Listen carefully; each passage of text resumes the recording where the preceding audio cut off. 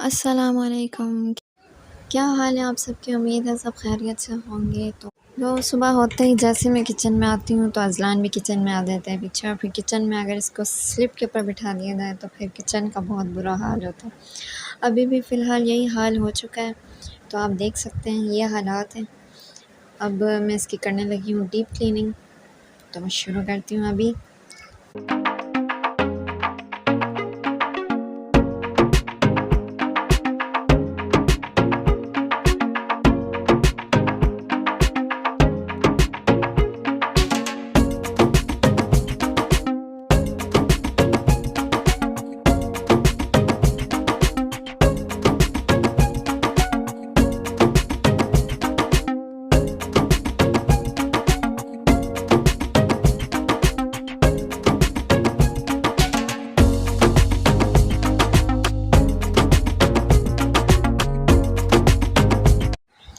वैसे तो रोज़ाना सफाई होती है किचन के काउंटर की, और बर्तन धुलते हैं तो साथ में किचन का काउंटर भी साफ़ कर दिया जाता है, चूल्हा भी। लेकिन ये है कि डीप क्लीनिंग हफ़्ते में एक बार ही होती है। तो यहाँ से सारा सामान हटा दिया मैं। अब ये शेल्फ़ हटा के पूरी तरीके से दीवार और स्लिप पे भी अच्छी तरीके से सफाई कर दी है।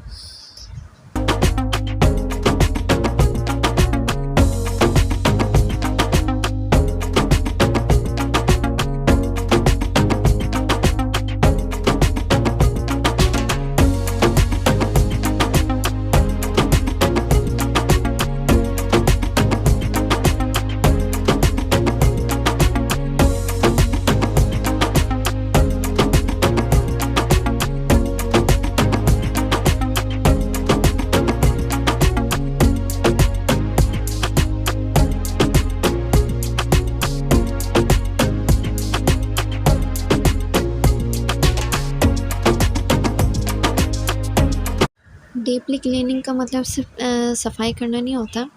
उसका मतलब ये भी होता है कि जो किचन में चीज़ें रखी होती हैं उस पे भी मेरी नज़र पड़ जाती है। और डेली तो हर जार नहीं खोले जाते, लेकिन ये है कि जब सफाई करते हैं तो ये भी पता चल जाता है कौन सी चीज़ कितनी है और क्या चीज़ कहाँ रखनी है, कैसे रखनी है।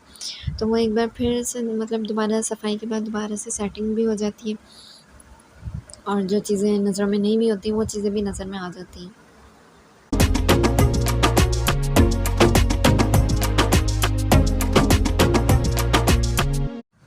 काउंटर ज़्यादा भरा हुआ अच्छा नहीं लगता, क्योंकि फिर काम करने की जगह ही नहीं रहती है, इसलिए ज़रूरत की चीज़ें रखना भी ज़रूरी होता है। तो जी, ये कॉर्नर मेरा हो गया है क्लीन, और सेटिंग भी हुई है दोबारा से। सारी चीज़ें भी वापस रख दी गई हैं, बस ये लास्ट में डब्बा रह गया था। और ये प्लांट्स, ये इस तरह के 2 से 3 जार है मेरे पास, जो एक रूम में रखा हुआ है, एक किचन में 2 है बल्कि। तो इसको अभी डेली पानी चेंज करना और इसको भी क्लीन करना लाज़मी होता है।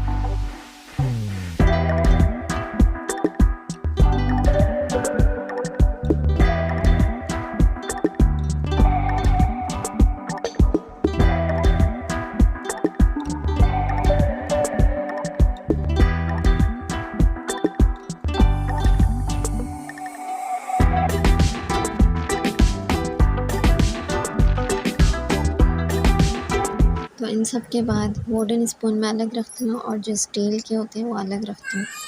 उसके बाद आगे इस कॉर्नर में, जिस कॉर्नर में ये सारे जार साफ़ करके रख दिए। सबकी तरह मैंने भी जैम वाली जार में मसाले भर के रखे हैं। बच्चों के लिए जैम आती है तो वो जार खाली होने के बाद अब उनको फेंक तो नहीं सकते, इसलिए फिर उसमें मसाले भर के ही रख दिए जाते हैं, मसालों में काम आ जाते हैं। उसके बाद ये कटलरी सेट आ गया, और ये मशीन, ये तो यहीं पे रहती है। ये मशीन भी हमारे लिए बहुत ज़रूरी है, क्योंकि गैस की लोड शेडिंग बहुत ज़्यादा होती है। चलो जी, यहाँ तक की हो गई हमारी सेटिंग। अब हम चूल्हे की तरफ आते हैं। तो ये चूल्हे की छाननी भी हमने उतार के धो लिए हैं उनको, और चूल्हा भी साफ़ सफाई हो गया है। वैसे ये बात तो सच है, जिस दिन चूल्हा रगड़ रगड़ के धो लो उसी दिन चाय उबल जाती है, या कुछ न कुछ उबल जाता है, और फिर चूल्हे की वैसी हालत हो जाती है। तो चलो, सफाई तो हो जाती है उसके बाद भी। तो चूल्हा साफ़ होने के बाद फिट हो गया है, सेट भी हो गया है। तो अब हो गई है हमारी तकरीबन सफाई। ये हो गया है किचन का काउंटर सेट और कंप्लीट। तो ये थी मेरी वीक वीकली क्लीनिंग। और अब देखते हैं किचन का फाइनल लुक। तो किचन का फाइनल लुक ये है। इस